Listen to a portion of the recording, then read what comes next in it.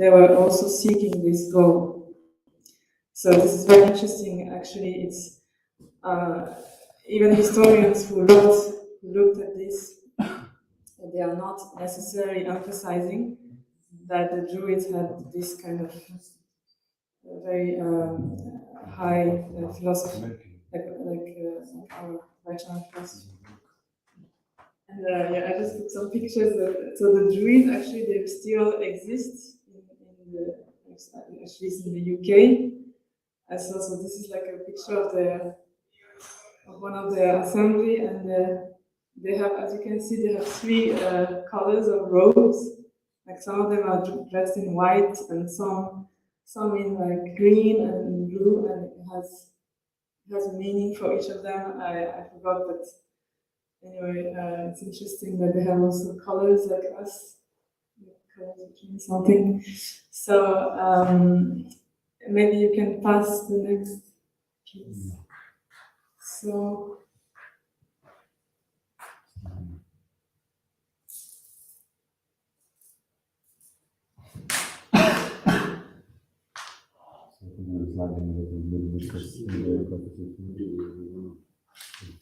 Yeah, I'll just continue. So there was actually so he gathered some documents, and one of them it was an article written by one devotee, and this devotee is British, and his name is Yaduvendra Prabhu.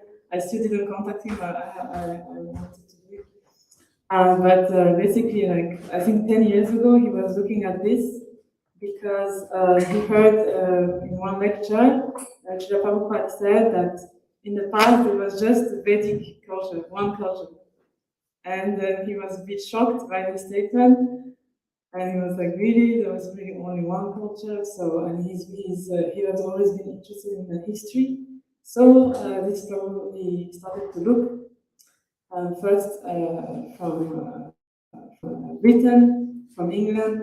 I was like, okay, is there really a Vedic origin to English culture in Britain? And he found out that the Celts, so they dominated pretty much all Western Europe for like 1,000 years at least. And there were many similarities, and basically he found this book here. So it's thanks to him that I found this book, and this book is quite rare because it really speaks about the philosophy of the Druids in detail. Usually it's not so detailed because the Druids were not writing down any of the wisdom of the knowledge, so I'll explain this later why. Yeah, it's okay. So this historian, he's one of the historians who looked this perspective, like Celtic Vedic. So he's saying, so the Indo-European hypothesis is important to any study of the Celts and is one to which we must return as a means of explaining the extraordinary parallels between Celtic and Hindu cultures occurring in the areas of language, law, religious attitudes, mythology, music, and caste. So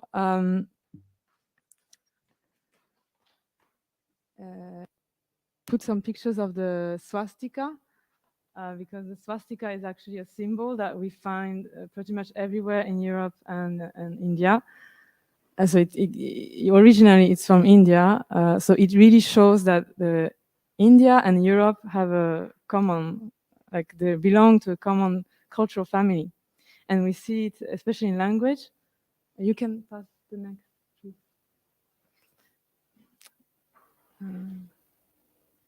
So this is the map of these Indo-European languages.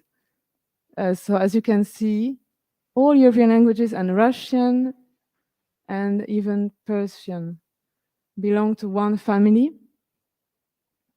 And I mean, I think you've noticed, but if you look at the Sanskrit Bhagavad Gita or any book translated by Srila Prabhupada, you'll notice some words which are similar, like three. So three, the word three is is the most obvious. So you can, the next, please. Yes, so the most obvious is 3. So 3, it's and even in Welsh it's 3 and Sanskrit 3.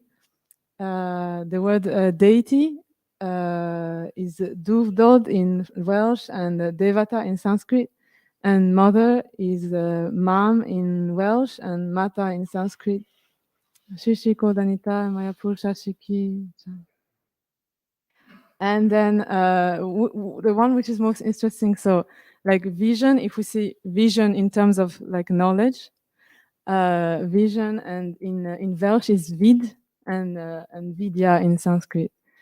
And then one interesting one, which is not, it's not related to it's not in English, but in English the soul, it's anima in Latin, and pretty much like in Italian is that as well, and in French as well is similar. And this word in Gaelic is anam, and atman in Sanskrit. And there, I mean, there are for sure many words, but I just found these ones which are like most interesting. And so it shows that basically India and Europe belong to the same cultural family. That's the first point I wanted to make. Next slide, please.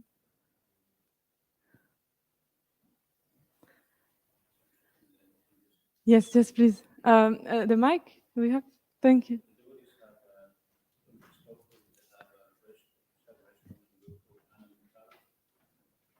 Anam. Uh-huh.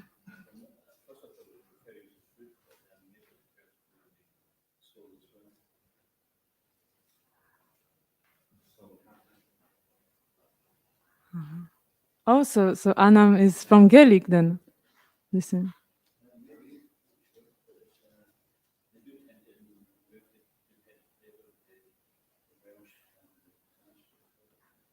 Uh-huh.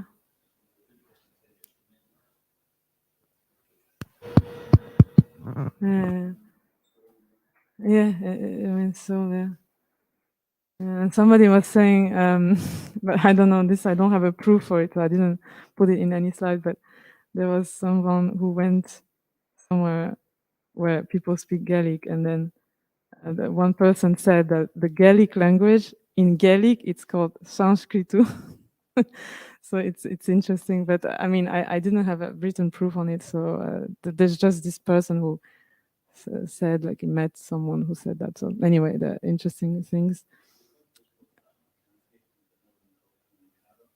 Uh-huh. Actually, caro, I think it means like, it means some I forgot. Anyway, yeah. Okay, and here I just wanted to show this map to show how Celtic culture expanded like in whole Western Europe in the last millennium before Christ. And basically the last century before Christ, Roman Empire pretty much subdued the Celtic culture, but in Wales it was still maintained. So that's why the UK is seen as very, and Ireland, a very important place to study Celtic culture. And I was watching some documentaries, but it's so as I said, there were not many written accounts about the Celts. Like the Celts didn't write much, but the Romans and the Greeks, they wrote about them because especially Caesar, he wanted to really subdue them, and he understood that the Druids had a lot of power, and so he was writing about the Druids, and yeah, and okay, so next slide, please. Yeah, okay, yeah, caro is like friend, yeah, friendship, yeah. Yeah, it's funny because in Italian, caro means somebody who is dear to you. Yeah, yeah. So everything is connected. Yeah, yeah. So and the Druids and the Brahmins, so they had similar roles, and in this book, described that the Druids had like 3 main roles, and the first one is to maintain peace. So they were, advising rulers, and they were also conducting negotiations between like different nations. I don't know how we cannot call nations, but like different tribes, or I don't know, like political entities. And then they were also writing the law. So of course, it was not the same person who was writing the law and applying the law, but they had like a very structured, kind of like a democratic kind of assemblies of druids, and they were like ensuring that the law was, made to maintain peace. And also they were mediating any like private disputes, also like about inheritance or things like this. And then and the second role, it was to develop and safeguard knowledge. So make sure that, so they develop knowledge like in science, in medicine, astronomy, but they also made sure that the knowledge wouldn't be corrupted. So yeah, and this kind of the material knowledge, I think they could write, but the spiritual knowledge, it was seen as confidential, so it was only taught in disciplic succession, and only orally, like oral transmission. So that's my third point, that so their role was also to educate the people. So they had an education for the general like society. So they had an education, yeah, like schools, I guess, I don't know. But the when it comes to like so to passing the knowledge to the next generation, so the druid would have a disciple. So it's the same as in Vaishnava tradition. So the disciple will make a vow, and they will be trained. Well, so the Emperor Caesar says that they were trained for 20 years, and they would memorize so many verses, so many songs. I mean, they were like more like songs, but memorize everything and not write. And yeah, and I added a point about the rituals. So they were conducting a lot of rituals, and that we can see it as also it has an educative purpose, because, well, rituals were public, so everyone was invited, and that was like how the druids were kind of invoke auspiciousness and purify the society. So there is this image that the druids were doing. So the Romans, they described that druids were conducting, for example, human sacrifices, that they were burning alive humans, and things like this. But actually, we don't really have the proof of that they really did that they burned them alive, because when the archaeologists we find like many sites where so first of all, it's like it's usually it's like on a mountain kind of, so it seemed like an auspicious site, like to conduct some ritual, and they found many bones, human bones. But then they analyzed the bones, and the bones were basically already damaged by weapons. So they deduced that it's probably soldiers who already died in battle, and to invoke like auspicious to make sure that they will have a next life, a human life. That's why they did this sacrifice, fire sacrifice. This is one way to interpret it, and I will come back to this because they believed in reincarnation. So next slide, please.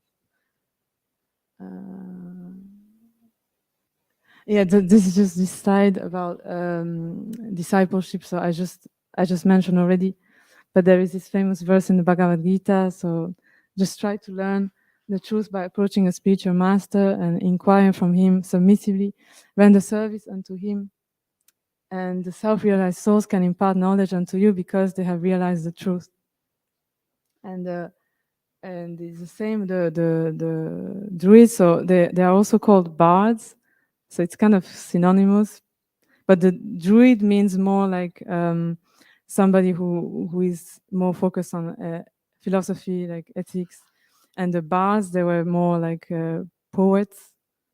But in some books it's written that bard is like the overall category, and within the bards they are the druids, but it's a bit confusing. So anyway, I will use the two words as synonymous in this presentation. But so yeah, and it's clearly written that before the disciple is brought under the obligation and power of a vow, the mystery may not be revealed to him.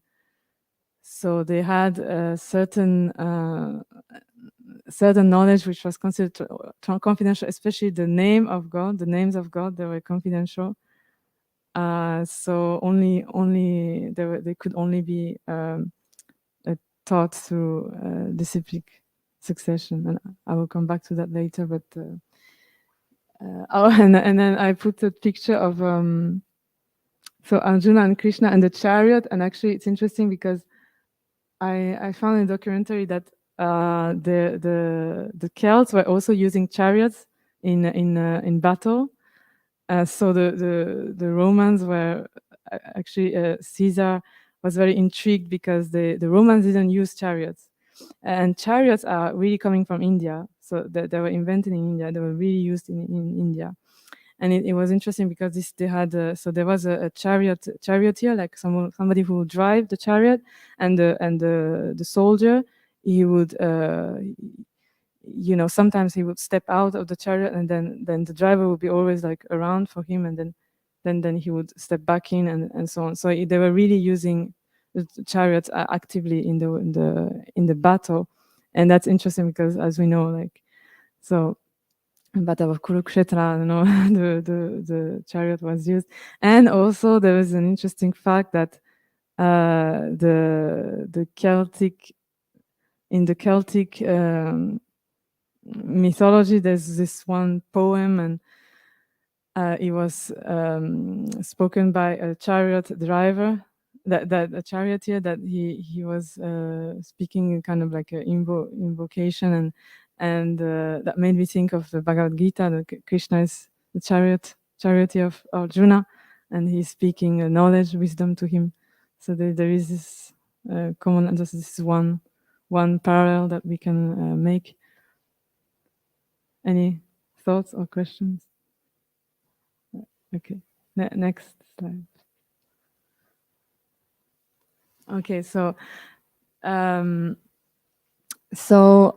if we think about what defines a Brahmana, so in our Vaishnava culture, the Brahmana is defined by internal qualities.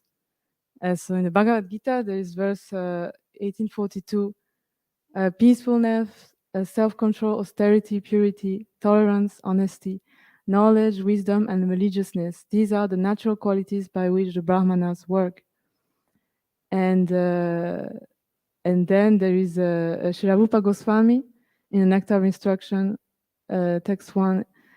So what qualifies a Brahmana, so a guru, what makes a guru qualified is his ability to control his mind and senses. So sober person who can tolerate the urge to speak, the mind's demand, the actions of anger and the urges of the tongue, belly, and genitals, can make disciples all over the world. So this is really interesting because it's not about if of course Brahmanas and Druids were all very learned persons, but what made them the first qualification were internal qualifications like humility, the ability to control the mind. And if we go to next slide, the Celts, they had similar ideas. The bard may be made of a man by habituating oneself to a holy life and all love towards God and man, all justice, mercy, generosity, endurance, peace, practicing good sciences and avoiding pride and cruelty. So I was reading this book, there's a lot of emphasis on pride and also in the Bhagavad Gita, we say that we see Krishna is teaching us that we shouldn't speak harsh words, so, and this is really the primary qualification of a saintly person. Brahmana means also so a saintly person. That saintly person should see all living entities as parts and parcel of God, and the Celts had the same similar ideas. So the Druids were pursuing the same ideal. Yeah. Yes. Is there a between a druid and a bard?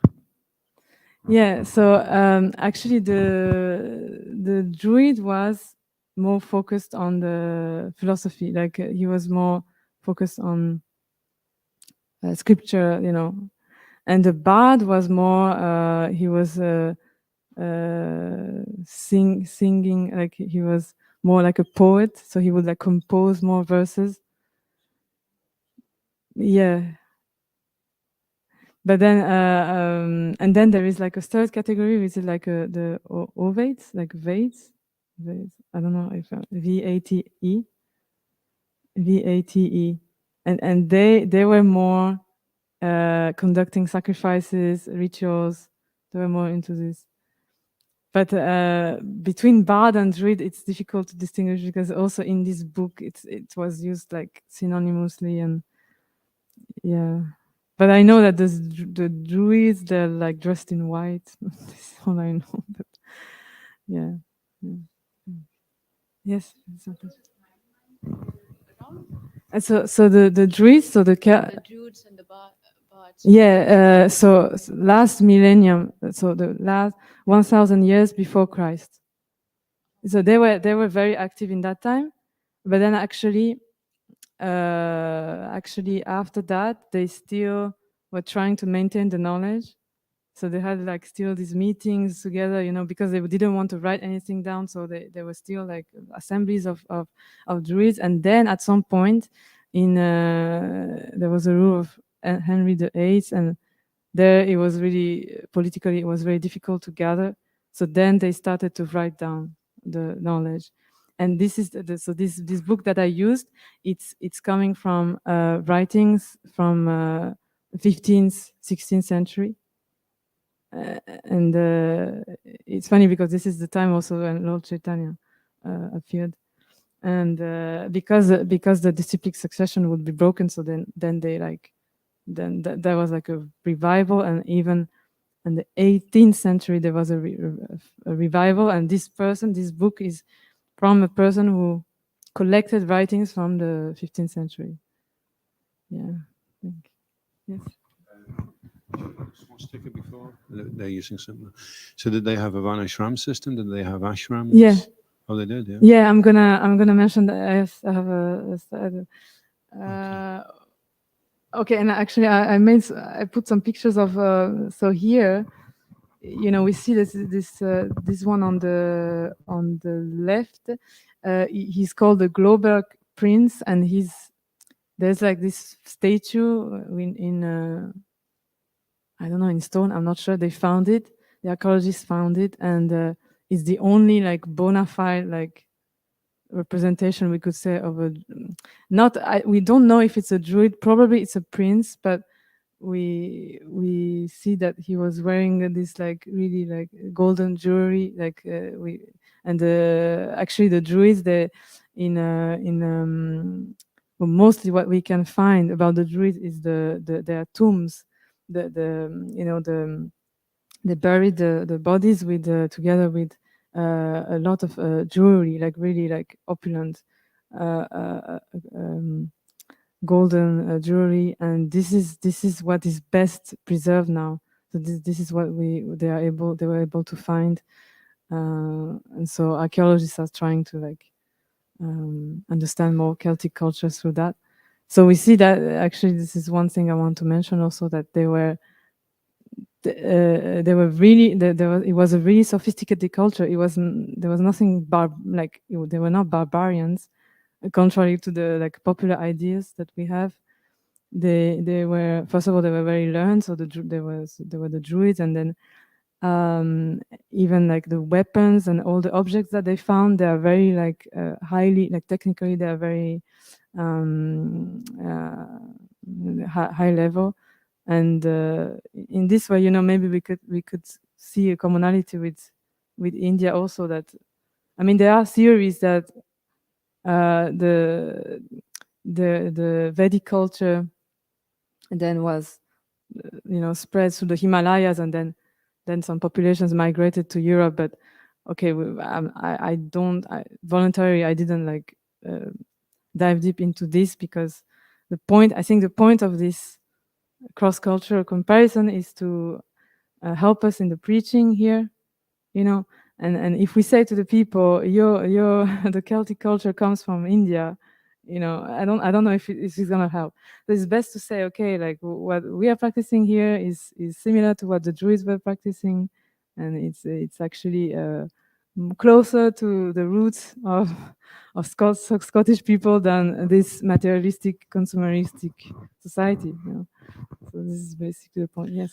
Yeah, just on that point, every year there's, apart from the pandemic, there's a very big festival in Scotland called Celtic Connections. Oh yeah. So I think the thing is not to necessarily even, as you say, confuse people or put them off by saying it comes from India. Exactly. Then yeah. it's just to say, there's a connection there. Yeah. And whatever they think the connection is, then, it could be interpreted that Yeah. the world was, Yeah.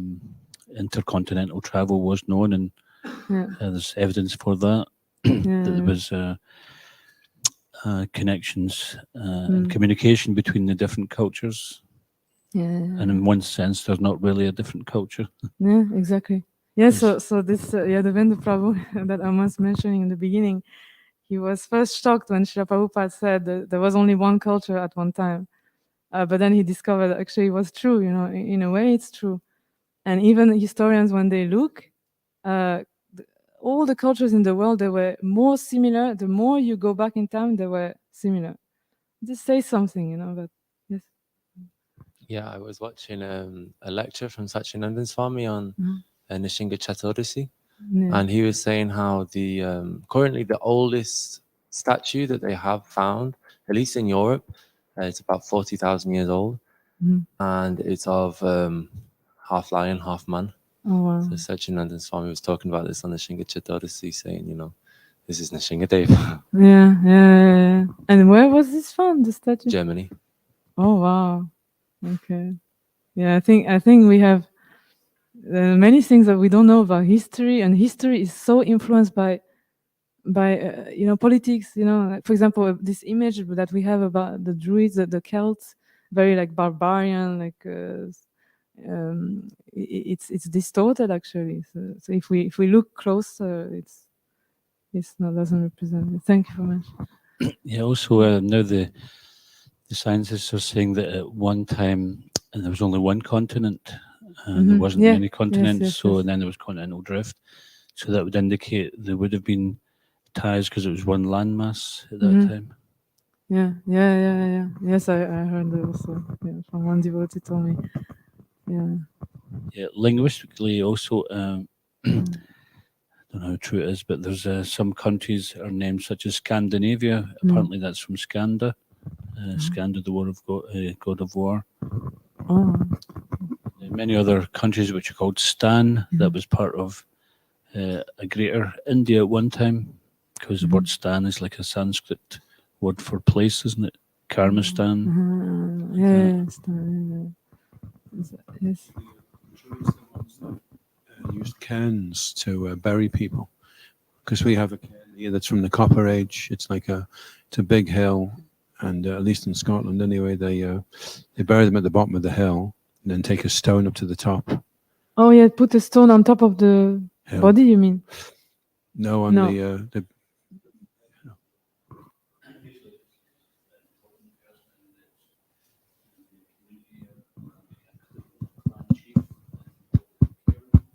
Yes.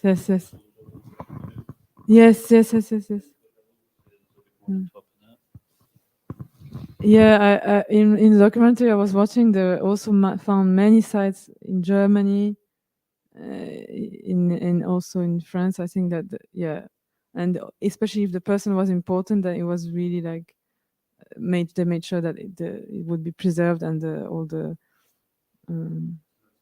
jewelry. Yeah, yes. Okay. Okay, next slide, please. Yeah, so now here we go to Varnashram. So I will not explain you Varnashram, I think you know, but so basically the Celts, they also had a very similar system. So they mentioned 3 classes. So they say the 3 characteristics of a community is a bard teaching, an artist defending, and a laborer providing food. But they don't mention the merchant class. But they also say that the druids should not, so they should never touch any weapon, and they should not produce anything. They should not work with their hands, and yeah, and they should never receive money for their services. So if they do something, that was the same with the Brahmanas. They should never be paid for what they do, because that corrupts their intentions. So they had a similar system basically, and that's why the society was working well. So that's why the Romans, they were so trying to it was very difficult for them to crush the Celts, because they were very it was a strong civilization. And what they did, there was a horrible thing happened, that they went, there was one island where there were lots of Druids living, I think somewhere near here, I don't know, sorry, I don't remember. But then the Romans went there and they massacred all the Druids. Yeah, they want to attack the Druids because the whole society was, based on the knowledge of the Druids, because the Druids would educate the people, they would advise the rulers. And yes, Prabhu. With the Romans rounding up the Druids and trying to kill them all, it reminds me of similar descriptions I hear about when the British entered into India, and they decided that they wanted to control India, and they reasoned that how they were going to go about that was to destroy the power of the Brahmins. Seems like a parallel. Yeah, thank you. Yes, thank you very much. Yeah, it's not surprising, yeah, because the elite. So at that time there was a real elite, and yeah. So if you want to destroy society, then you attack the elites basically. But now with the society, there's basically no cultural values, so it's already dead, I would say. We are only thinking about sense gratification. So basically, we are already subdued in a way by this. But yeah. Yeah, I just searched quickly because I was interested in the island that you're talking of is Anglesey, is north of Wales, is 77 AD. Yeah. Oh yeah, yeah. Anglesey. Yeah. Thank you. Yeah. Yes. Yeah. Okay. Next time. Oh yeah, and this. Okay, so this. I mean, I already mentioned, but so this is actually a detail of one cauldron. So it's made of silver, and we don't really know how it was used, but it's a major piece of from the Celtic time, and it's preserved in Denmark in one museum. And so this image is quite famous because we see that there's a big man on the left, and he's putting soldiers in a cauldron. So some historians were like, "Oh, this is again a proof that they were so barbaric, and they were just killing humans alive." But then there's one man who is studying iconography and studying for years, and he's a curator in this museum in Denmark, and he was saying that there's another interpretation. So we can see that there's this if you see that in the middle there is a line, and he sees it as a separation between the underworld, so the life, the world of the living and the dead. So up is the living, and below is the dead. And he's saying that so these soldiers they are already sacrificed themselves, they are dead, and this man there on the left, he's trying to give them a new life, and so then they come out from the top. I mean, this is one one way. Also, like even if we suppose that some there's also one theory that when they saw that there was a king, a ruler who was, you know, corrupted, or who he was not qualified or something, then he would sacrifice himself, like voluntarily, he would be like get killed. And this was one way to, they believe that it would give him next life, it would give him a human life. So, you know, and in the Vedas, like we see that, I mean, I don't know, I think it's more for animals, but if you sacrifice an animal in a correct way, in the Vedic way, then he will get a human life. So there is this, I don't remember where I read it. I read it in Sri Prabhupada's book, but so they had a very similar conception. Yes. Snake on the right-hand corner. I don't know. I don't know. But yeah, they know that this piece is from the Celts because of the weapons, like the shape of the weapons, and several symbols on the cauldron. Yeah. Okay. Next. Okay, so now I want to dive into more this detail about the theology. Surprisingly, so I thought, so many people think that the Celts, well, like paganistic, pagan. But pagan means that it's a way to describe the religions which are not Christian. Like, so basically, it's a kind of like negative definition. It's not really a positive definition. First of all. But there is this idea that they were worshipping many gods, you know, polytheistic, and so yes, maybe there was demigod worship, but clearly in this book that I found, clearly they believe in one God, one supreme person, and so this supreme person is called Hu, but there are other names, but this is. You know, this is really significant. This is something that we don't usually think about the Celts, that they were, and even the Hindus. I mean, Hinduism, first of all, is a bit. But even before I came to Krishna consciousness, I was totally sure that in India people were worshipping many gods. I had never thought that there would be a monotheism in India. You know, it was impossible for me.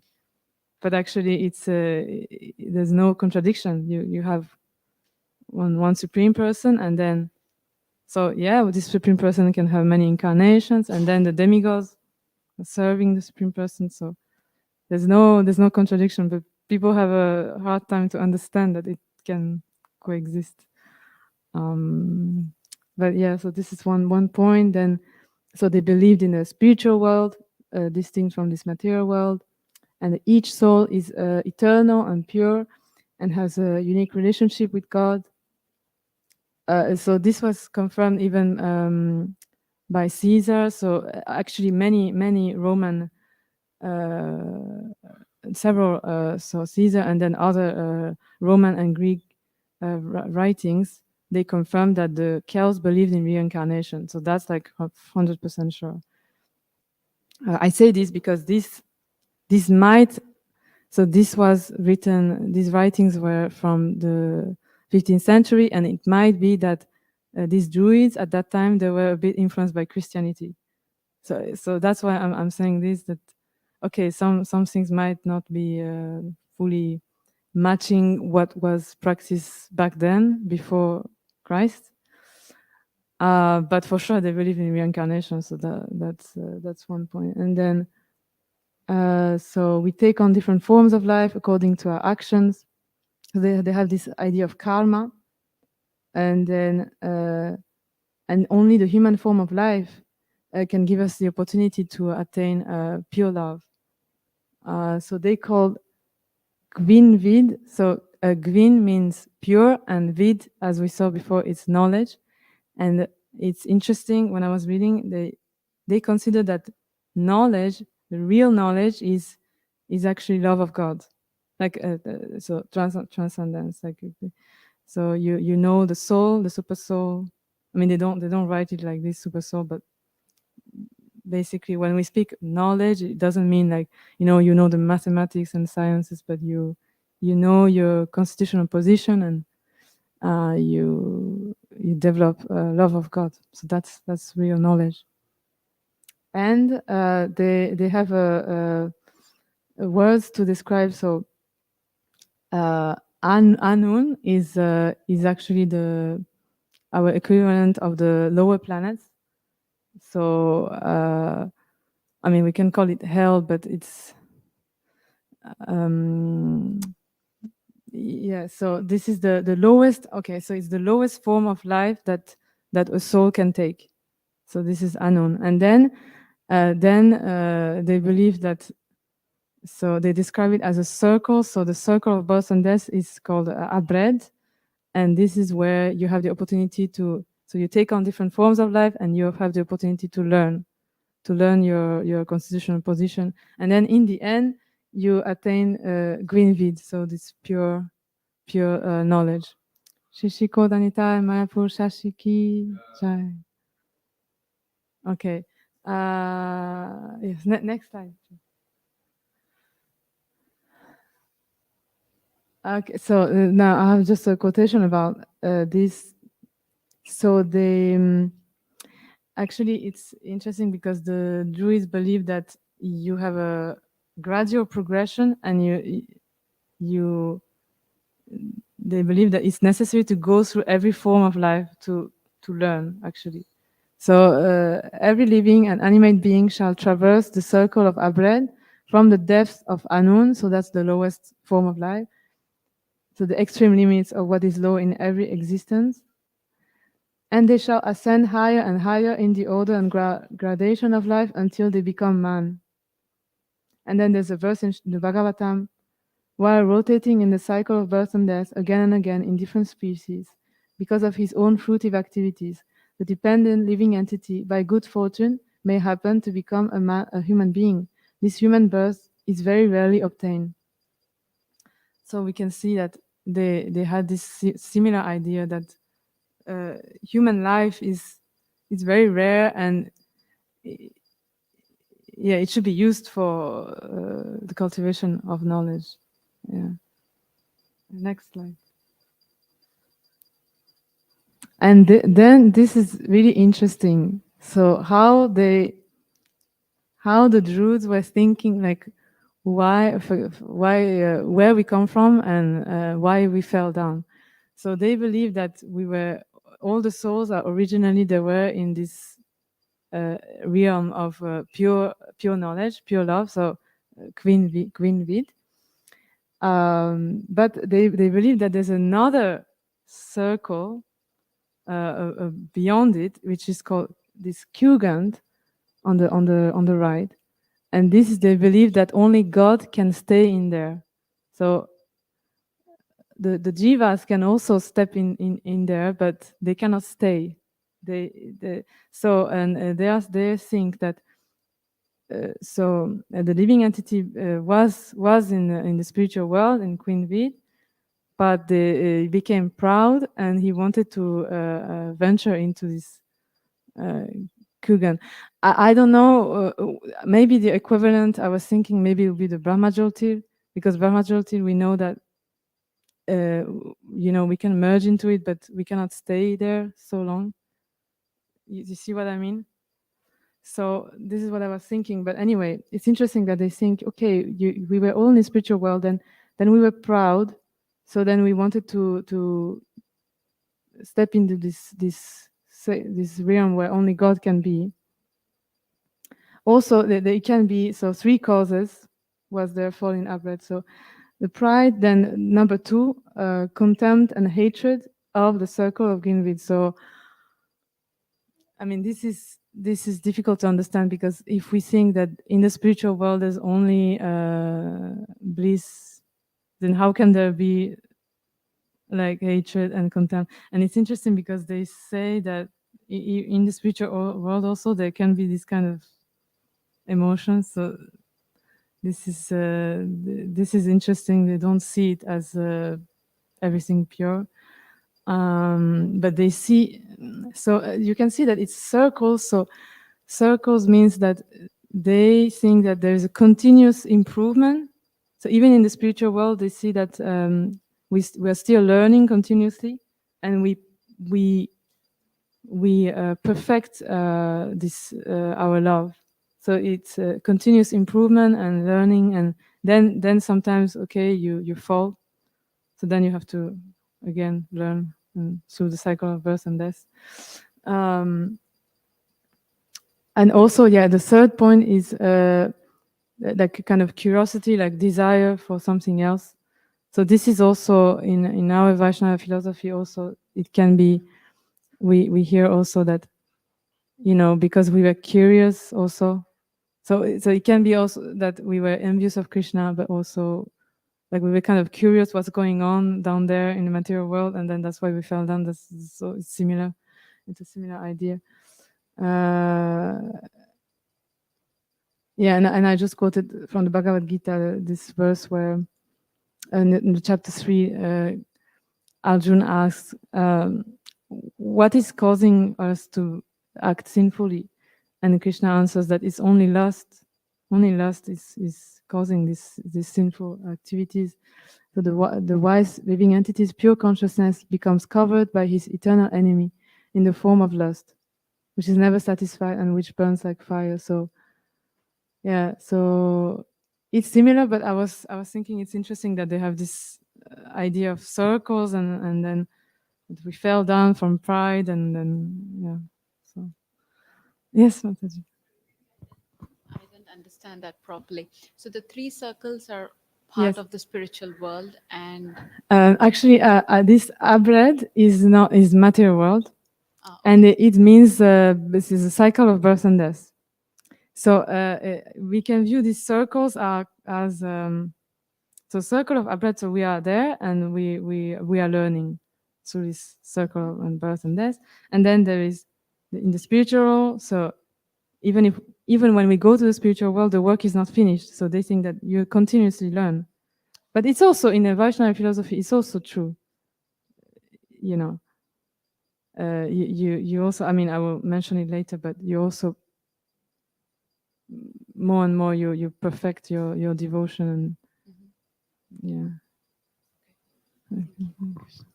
Next slide, please. So there were also it's interesting, the three modes of material nature. They were also teaching this, that this is from the bards, the writing of the bards. So from indolence and mental blindness, man shall fall to Anun. So that's the lowest form of life. From dissolute wantonness, he shall traverse the circle of Abred, and from love for goodness, he shall ascend to the circle of Ginvid. So there you go. This is the three modes of material nature. And in the Bhagavatam, we have those who leave this world in the mode of goodness go to the heavenly planets, and those who pass away in the mode of passion remain in the world of human beings, and those dying in the mode of ignorance must go to hell. But those who are free from the influence of all modes of material nature come to me. So here, if we look at these two quotes, it looks like the Druids didn't make a distinction between these heavenly planets and the spiritual world, because heavenly planets in our philosophy, it's part of the material world still. But they are describing it like, okay, if you are already in the heavenly planets, you already basically it seems so you're already free from the cycle of birth and death, and then you will learn to have love of God after, kind of. They have this. So this is different from our conception, definitely. And I had a question for you, because I'm not sure how to understand this verse from the Bhagavatam, that if you are in the mode of ignorance, you go to hell. Because we also say that if, for example, somebody's is eating meat, you know, and living here on Earth, and then he will probably take a body of an animal next life. But then I had an understanding that he would still take birth on Earth, on earthly planets. So I don't know if somebody has a understanding of. Wanda was just explaining that before you can take on an animal body, you have to be. Mm. Yes. Then what a hog eats tastes nice because you've been in a situation where you've been eating things which are so bad that that the things a hog eats taste okay. So the hellish is a place where you go to prepare before you go into an animal species. Yeah. Yeah, but let's say, for example, somebody who is already a human on Earth and he's in the mode of ignorance. Is he going to hell? I don't know. You see what I mean? Maybe there's a different. If really he's in the mode of ignorance is really dominating. He's in the mode of ignorance, and he's performing sinful activity, isn't he? Yeah. So then. Yeah. Anyway. Okay. Yeah. So next slide, please. And they had also the 4 regulative principles. I found there was they had like a list of 10 commandments, and I found I found 3. So no meat eating. Do not commit murder upon any man or living being, except to prevent thyself from being killed by foe or famine. Yes, so it's the same. You know, you don't kill an animal unless you have nothing else to eat, and that is not true. We have many things to eat, so that's why we don't. And then, but about the intoxication, it wasn't in these 10 commandments, but it was written somewhere else that a druid shouldn't habituate himself to drunkenness. So it seems like they were allowed to drink some alcohol, like mead especially, because they were drinking this. But yeah, maybe this is one difference, because the Brahmanas, they would not touch alcohol at all, at least in our tradition. But okay. And then also illicit sex. So avoid adultery or fornication. Let there be unto thee a wedded life of thy own, and be faithful to her, and let her be faithful to thee. And truthfulness. So okay, it's not said gambling there, but basically tell no falsehood or perjury, steal not the property of another, and no treachery, daring, intention, cunning. So that's like it can be, you know, linked to even it's actually this regulative principle of gambling is maybe the most interesting. I wanted to study about it, but it's very like subtle. It's not just it can be like how we are thinking also, you know. Like speculating, this kind of, and they had the same idea. So that's another similarity. Next slide, please.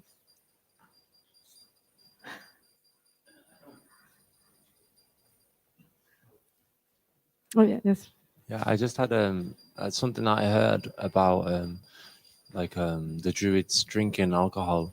Is that alcohol is easier to store and preserve over, like, say, the winter, and it's also a good source of calories. So this is kind of why it's maybe a bit more part of the culture in this place. But it was also very uncouth and like looked down upon to be drinking as a drunk, but just as a form of like a meal. You know, this is how they would see it. Yeah. Oh, thank you. Yeah.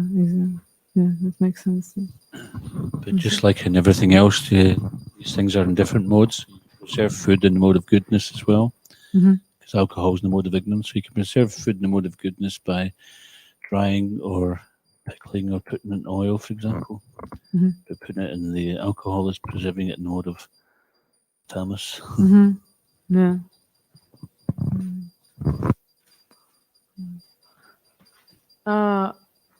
Oh yeah, and then this last point.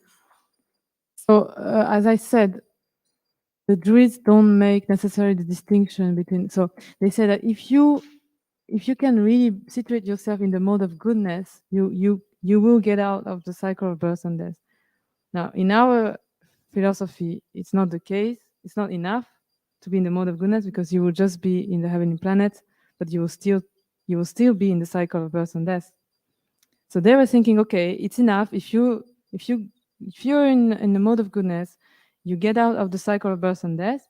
But they were saying that you go to the cycle of pure knowledge, and you have to learn, and then the final goal, that it has to be pure love of God. So there must be perfect love of God before there can be green weed.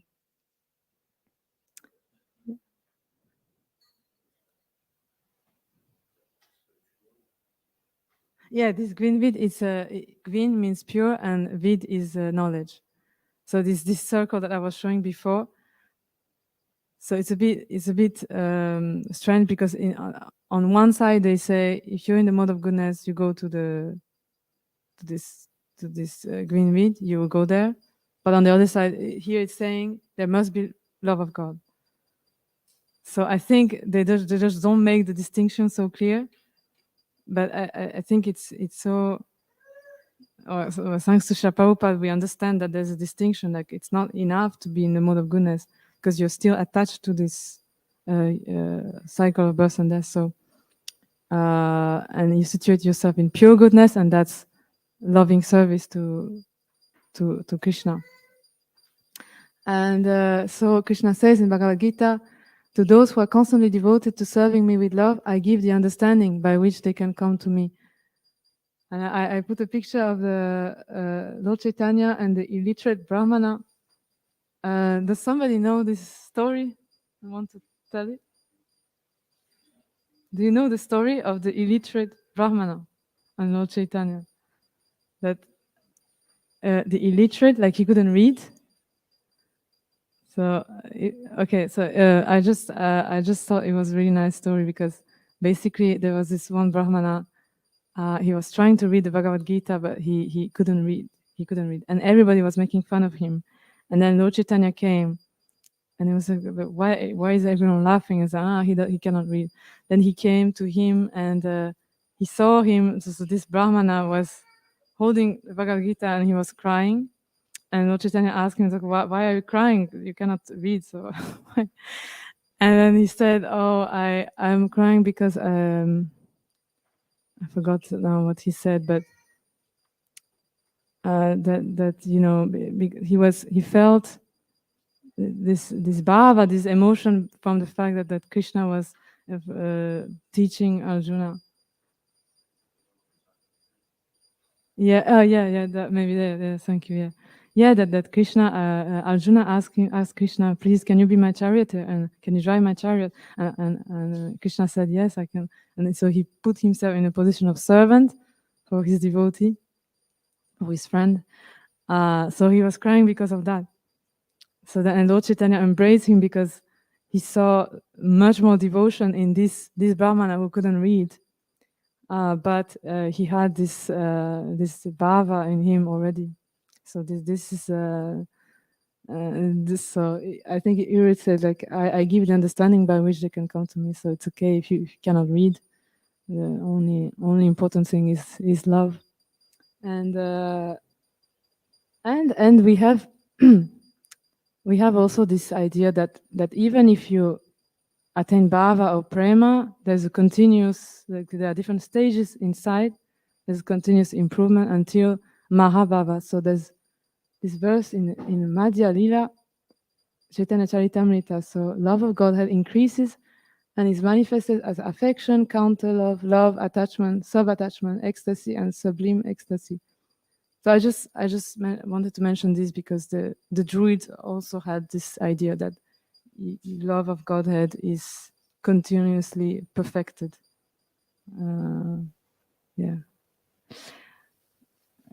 Next slide, please. Do you have a question? Yes, and this is interesting. So I saw other difference, I already mentioned some, but there is like two crucial differences. Although we have seen many similarities, but they one is that they were against deity worship, really against. So they were conducting many rituals, but there were no deities. And so one of these commandments of the bards is, do not love or seek an image instead of God, whether of wood or stone or of gold or silver or of any other material, and whether it be represented in color or effigy, for thou hast never seen God. So they considered that given an image and a form to God, a material form to God, is offensive, and they think that the human mind is so corrupted that they cannot worship a deity, God in the form of deity. So, but we have a different, we have different. Krishna in the form of deity is Altra Vigraha, so it's like it allows us to see him and to develop attachment. So the deity is a bona fide representation of Krishna, but they think that no, it cannot be. And the second thing is the name of God. So do not, without necessity and cause of importance, mention the name of thy God at any time. And then the unutterable name of God, how it is spoken by the man of man, should not be brought to memory and mind.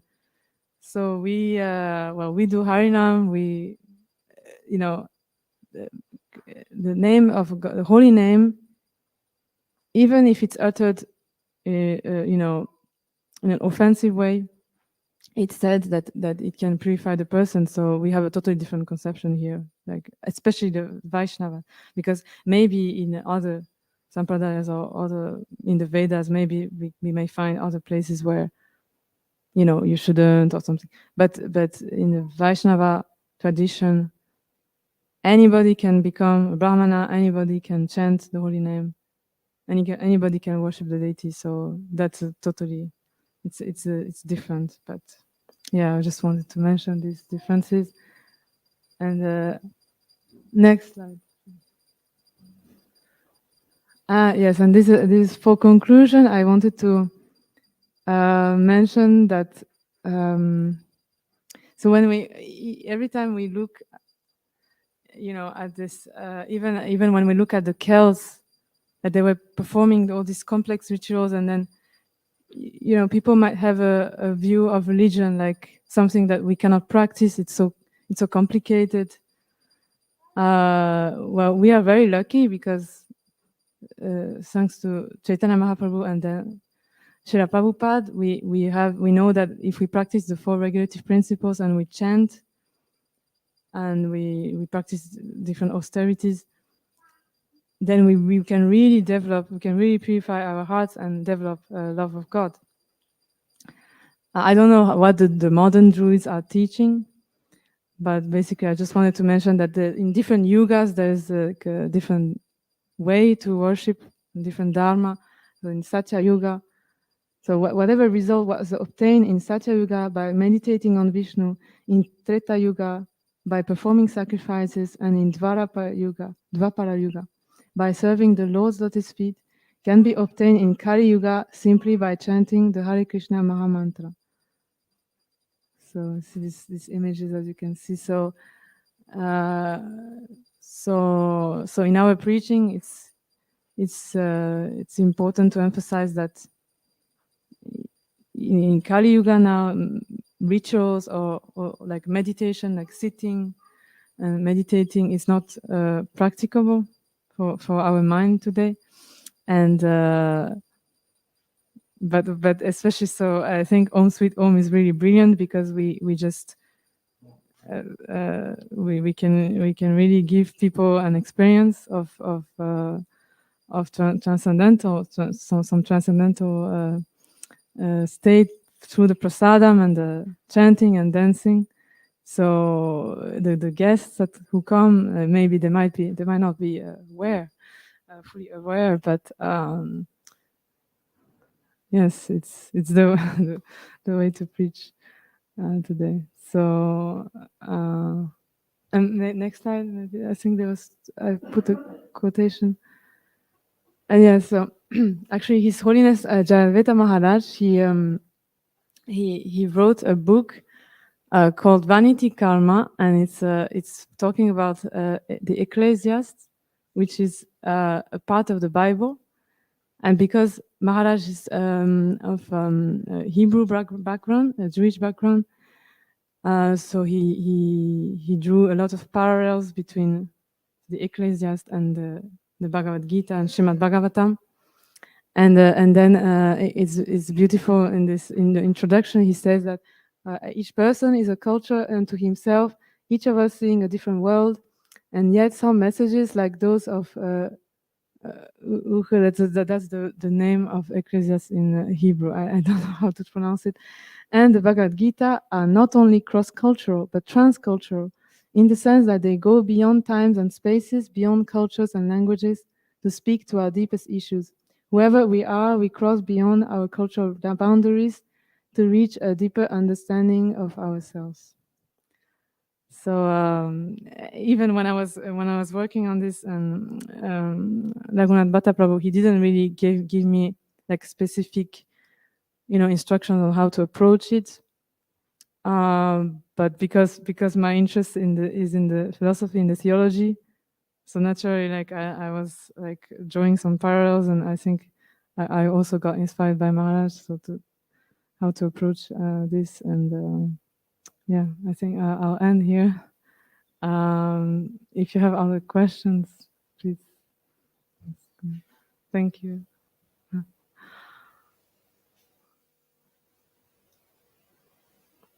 Yes.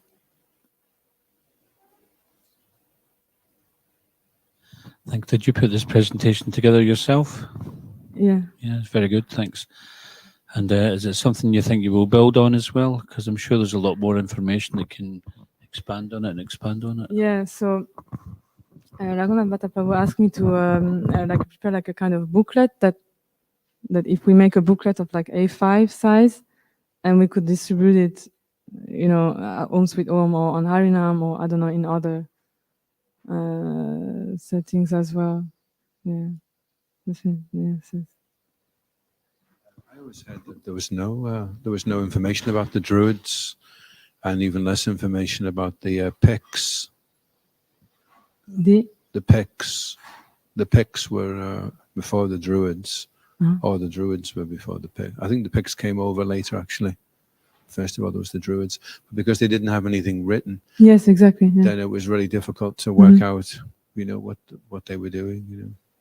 So it was only in the 16th, 15th, and 16th century they started writing things down. Yes, because they saw that there was because until then they were able to meet regularly. So they had these assemblies. Physically they meet, and this is how. And then they ensured that the civic succession, that they ensured that the knowledge would be passed down. But then they saw that there was a threat, and then they wrote down like really the most essential knowledge. Yeah, but like this person who wrote this book has no idea of Vaishnava philosophy, and basically when you read it, it's like almost the same.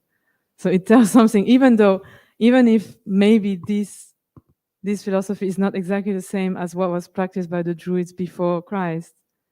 It's interesting that this is almost the same, and maybe this is a basis for the modern Druids, what they are teaching now. I don't know. I think it will be interesting to look into it. You were mentioning the 4 regulative principles. So were the Druids vegetarian? From this it looks like okay. meat eating is yeah. But the top population at that time was maybe not. I don't think. But the Druids, they had to be, yeah. Yes.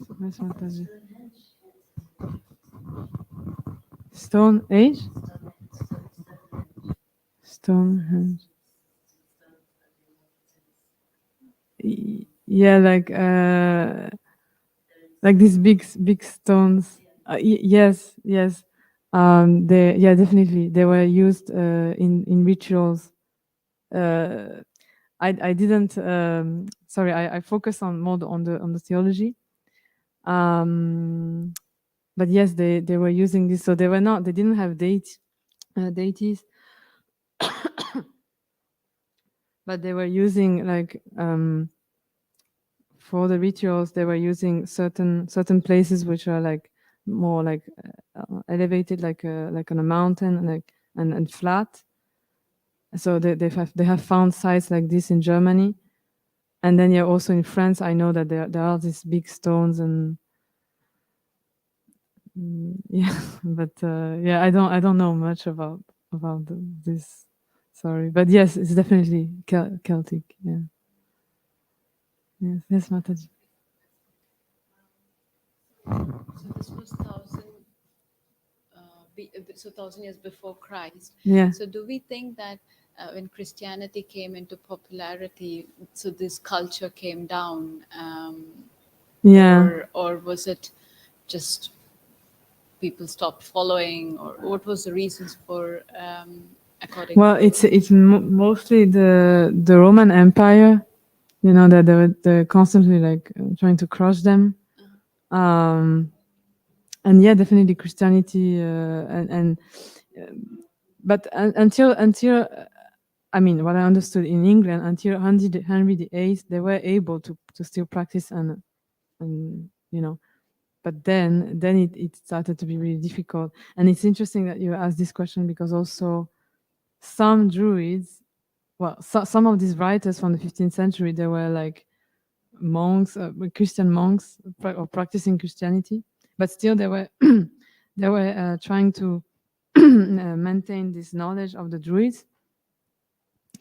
Some of them they were really practicing, but some of them it was just out of curiosity, but actually they were like Catholic, and some of them they were Christian, and some of them they are even trying to like reconcile the two.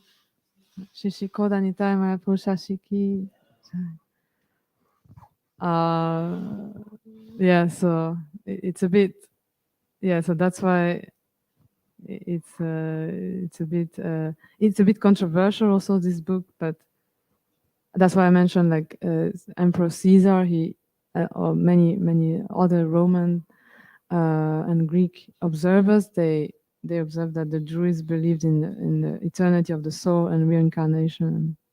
So that's why it makes sense. The whole picture makes sense. Mm-hmm.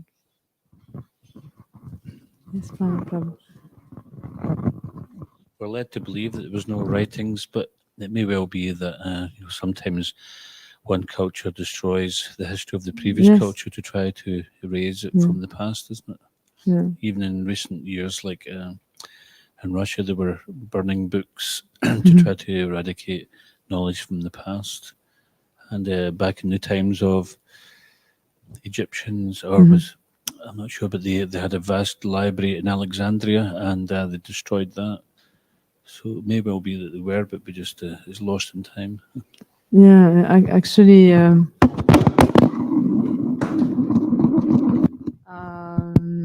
yes, for sure. And if they were destroyed, probably they were destroyed by the Romans. But that's why. Yeah, it's a shame that they didn't write something and put them in the tombs, you know. Then it will maybe stay, because the tombs were so protected.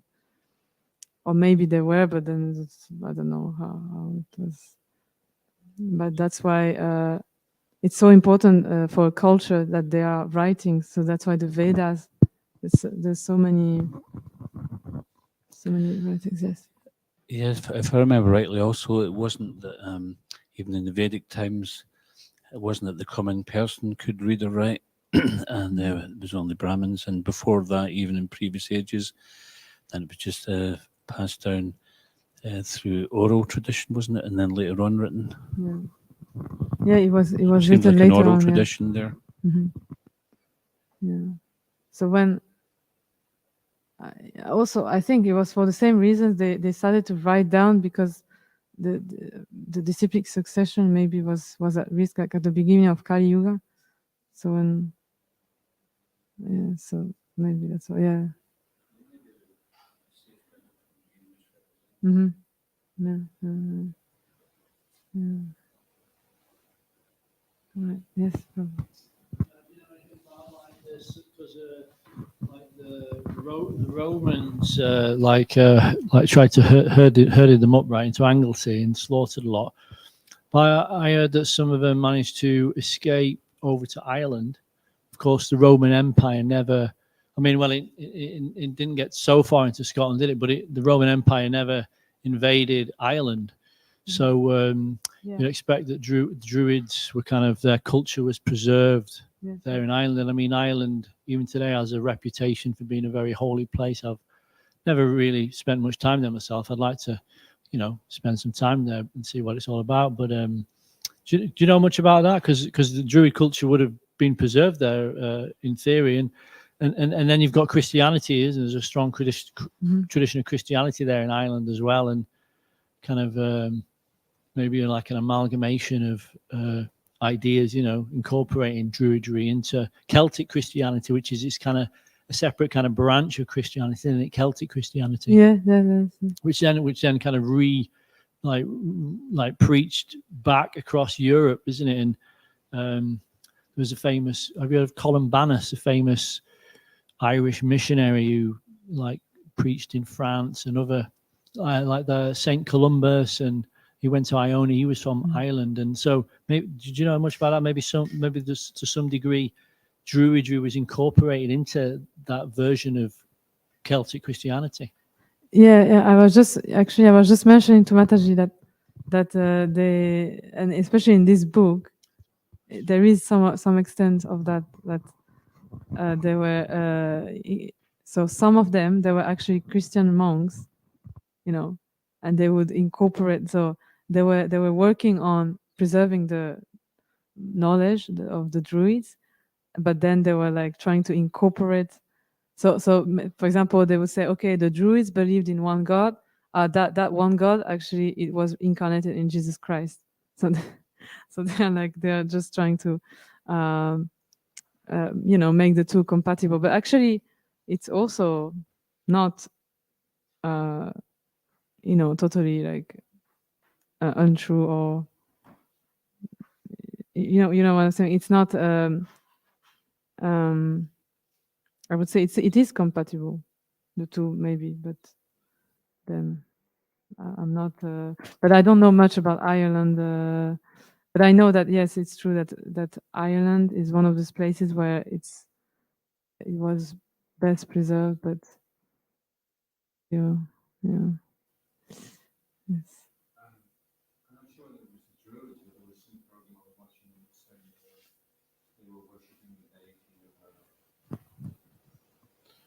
Of a mother with the child, and that came from Krishna.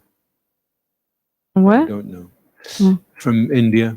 Oh, that, and that there was some previous deity that was being worshipped, and there was a connection. It was an ancient. It was like a culture before Christianity, and then it was considered just idol worship, so it was stopped. But I don't know if that was to do with the Druids. And that was in, where was it? In Can't remember now. Is there no reference to any deities that they worshipped? No, because they didn't believe in deities. I mean, not physical deities, but they were worshipping like demigods, like the sun and the planets, Mercury, and and they were very much into astrology and astronomy. So that's another parallel. Actually, I didn't speak about it, but there are so many topics. But I chose to focus on the theology. But yes, definitely and then it was misinterpreted, like they are like, worshipping many gods, and like it's like a kind of confused view. But actually, it's just they were just seen as different, either like different manifestation of God, the impersonal or the universal universal form. Yeah. And did they have, you were mentioning wars, so did they have a class that were just fighters? Yes, yes. They were very skilled warriors, and also women were very much involved, and the Romans really had a hard time to defeat them because they were really skilled. Yeah. So yeah.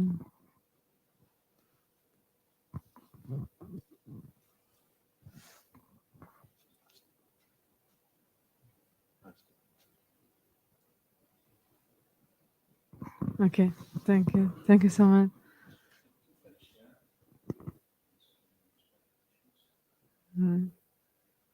Thank you.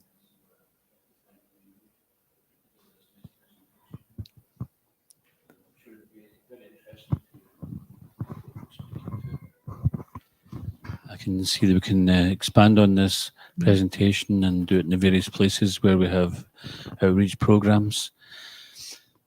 And so we'd like to thank you and encourage you to continue to enrich that presentation. Thank you. Thank Mother you. Yumi Ki, Shri Iskonder Prabhupada the ki Ki, jai. Shri Prabhupada Ki, Shishikoni Taima Prashash Ki, Unitai Gaur Premanande. Hare